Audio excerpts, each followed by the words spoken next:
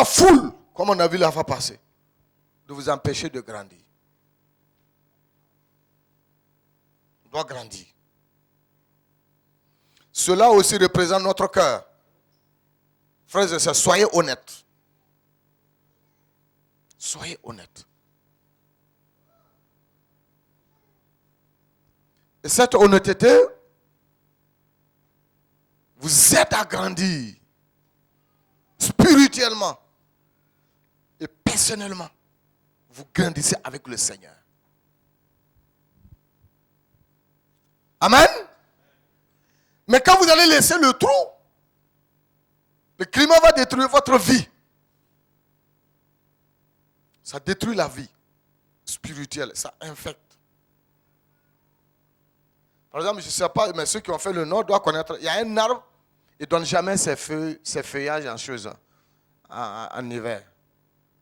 Mais c'est pendant la saison sécheresse. Le temps que tous les arbres ont perdu leurs feuilles là. C'est à ce moment que lui il a des feuilles. Ça passe. Vous n'avez pas connu ça? Personne n'a connu cet arbre? Sinon, ceux qui ont fait le nord peut-être doivent connaître cet arbre. Au Burkina, il y a cet arbre. En saison pluvieuse, il n'y a rien. Il perd tous ses feuillages. Et nos parents disent que non, les gens vont lui dire qu'il a peur de la sécheresse. C'est pourquoi il donne ses feuillages pendant la saison sèche. Pendant qu'il fait chaud, que les gens cherchent à boire, c'est en ce moment que tu peux aller te reposer sous cet arbre. Parce que c'est lui seul qui a des feuilles. Les autres arbres là n'ont pas de feuilles. Ils ont tout perdu. Frère, quels qu'en soient les problèmes, nous devons être comme cet arbre là. Alléluia. S'il fait beau, s'il fait chaud, s'il neige ou pas, on doit toujours porter les feuilles. Toujours porter les feuilles. Braver les problèmes, braver les difficultés. Quand les problèmes arrivent, on dit voilà, c'est la sorcellerie, les sorciers, les ceci, les francs-maçons, les ceci, cela. C'est eux qui ont rempli l'église. Mon frère, c'est l'église de Jésus-Christ. Ce n'est pas l'église des sorciers. Ou bien, c'est l'église de qui? C'est Jésus. Et on se laisse trouver par ces climats. Se laisse trouver par ces climats. Il y a d'autres choses qui infectent l'arbre. Et chez nous, en langue amourée, on dit quand l'arbre commence à avoir des fruits, des trous, il a signé sa mort. Ça veut dire que cet arbre ne peut pas résister au vent. Quand le vent va venir, facilement, le vent le terrasse. Donc, ne laissez pas tous ces gens de trucs-là abîmer votre vie. Parce que nous devons être des armes résistantes, solides. Dans tout ça, l'arbre a ses ennemis. Quels sont les ennemis de l'arbre? Vous connaissez. Les ennemis de l'arbre qui l'empêchent de grandir spirituellement, de grandir ou bien de porter des fruits. Quels sont ces ennemis de l'arbre? Oui, vous connaissez. Hein? Manque d'eau, la sécheresse. Quels sont les ennemis de l'arbre? Oui, il y a la maladie de l'arbre aussi. Les insectes. Oui, qu'est-ce qui peut aussi?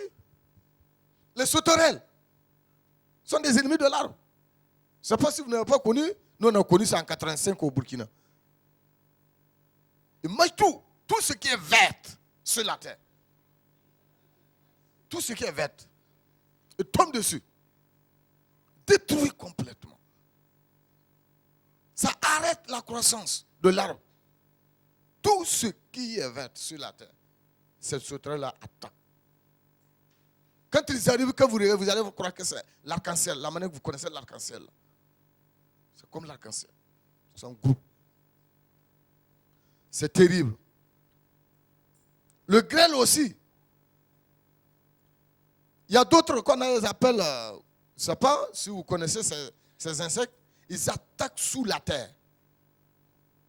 Et ils n'attaquent pas à l'extérieur, hein, mais sous la terre. C'est sous la terre. Ils attaquent. Ce n'est pas les termites. Les termites, c'est l'extérieur. Il y a d'autres encore que c'est à l'intérieur. À l'intérieur. Il va jusqu'à attaquer l'arbre à l'intérieur, à ses racines. Oui. Ces insectes, ils ne valent pas les termites là. Ils ne valent pas les termites. Les fourmillons. C'est les fourmillons. Ils sont tout petits. Mais ils attaquent à l'intérieur. Vous avez des ennemis. Votre ennemi qui va vous empêcher de croître. Et vous attaque intérieurement. Il ne va jamais vous se présenter, je suis ton ennemi. Non! Je suis ton ennemi, je vais t'arracher ton salut. Il ne va jamais faire ça. Et s'il se présente comme ça, là, si tu n'as rien à faire, là, tu vas changer de pays. Ou bien, pour sauver ta vie, tu changes de pays. Mais il ne va jamais se présenter. Il y a des ennemis qui vous attaquent intérieurement. Il y a des ennemis extérieurs aussi qui vous attaquent. Sans parler des vents et les tempêtes, sont des ennemis de l'arbre qui empêchent sa croissance. Par exemple, vous connaissez le karité? Voilà, dans le mois d'avril, celle-là, il commence, à partir de mars en avril, il commence à fleurir. Mais à ce moment, il n'a pas besoin de vent. Quand ça souffle à ce moment, en tout cas, on n'a pas de noix de karité. Ça, on a perdu. Quand tu commences à donner. Mais, pendant ce temps, à partir d'avril, mai, s'il n'y a pas eu de vent, en tout cas, on est sauvé. Parce qu'on aura beaucoup de noix de karité. Mais quand tu souffles, une semaine seulement, c'est fini. C'est parti. Finalement, c'est les feux qui vont s'arrêter. Que vous voyez, mais il n'y a pas de noix de karité. Frères, soyons résistants et solides. Dans la foi. Quel que soit le vent qui va souffler sur nous. Soyons résistants. Soyons résistants. Jésus a dit, même dans la tentation, je serai avec vous. Amen. Et il va faire des voies et moyens pour vous enlever. Ou bien, il a promis. Le dit Isaïe 43, quand tu traverses les eaux, je serai avec toi. Le feu, je suis là avec toi. Il n'a pas dit je t'accompagne, devant le feu je retourne. Hein. Oh oui.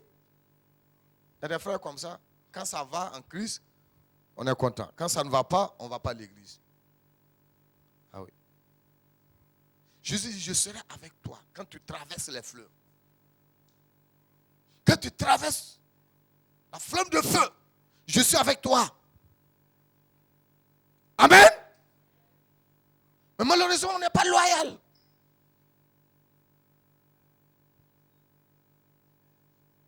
Jésus, je serai avec toi. Jésus, c'est les lèvres qui parlent. Et ce qui est au plus profond de nos cœurs est tout autre chose. Ne laisse aucun petit vent de la tentation détruire ta croissance. Aucun petit vent. D'arrêter ta croissance. On doit croître tous les jours. Tous les jours. Tous les jours de notre vie. On doit croître. Paul dira aux Romains, vaincre le mal en faisant le bien. Dieu a promis. Il faut vaincre. Et puis, tu vas grandir. Tu vas grandir. L'arbre a beaucoup de signification. Beaucoup de signification. Ce que l'arbre nous apporte, ce que l'arbre nous enseigne, a beaucoup de signification. Mais des fois, on est planté comme l'arbre à l'église. On ne porte pas de fruits. On ne grandit pas. On n'avance pas. Mais on est là. On est là. On est là. On est là. Quel qu'en soit le vent qui va frapper ta vie spirituelle, tu dois résister. Pierre a dit à Jésus, quel qu'en soit ce qui va t'arriver là, je serai avec toi.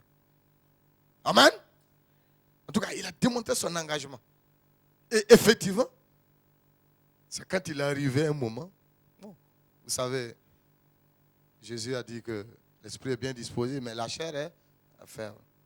L'homme a ses limites. Il n'était pas rempli du Saint-Esprit à l'époque. C'est là qu'il a nié. Mais il a prouvé après le départ du Seigneur Jésus.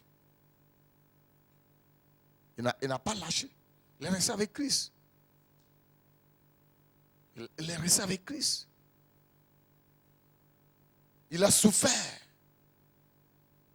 Il a souffert. Il a souffert. Il y a un de nos aînés, on peut dire qu'un de nos grands-pères, dans la foi. Quelqu'un qui a travaillé avec les premiers missionnaires qui étaient arrivés en 1921 au Burkina Faso. Il a dit un jour quand il a fait son champ d'haricots, au moment que l'haricot a bien tendu les feuilles et les branches là, il a commencé à mettre je sais comment on appelle ça, les fleurs. Et le chef du village envoie son berger de venir enlever pour aller donner aux chevaux. Qu'est-ce qu'il faut faire? Et quand lui il a vu le jeune en train de faire ça, il est parti aussi s'accroupir en train d'aider le jeune. Pour l'aider pour l'enlever. Enlever, il enlève, il emballe, lui l'emballe. Il emballe, lui l'emballe.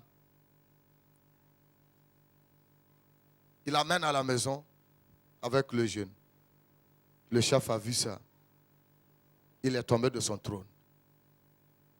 Il dit ça là, c'est inhumain. Personne ne peut faire ça. Mais tout ça, c'était des vents pour l'empêcher. Son ministère dans le village. C'était des vents pour l'empêcher de grandir. Si c'est nous aujourd'hui là, c'est la justice qui va terminer. À la justice. Moi j'ai fait mon champ et toi tu es en train de détruire.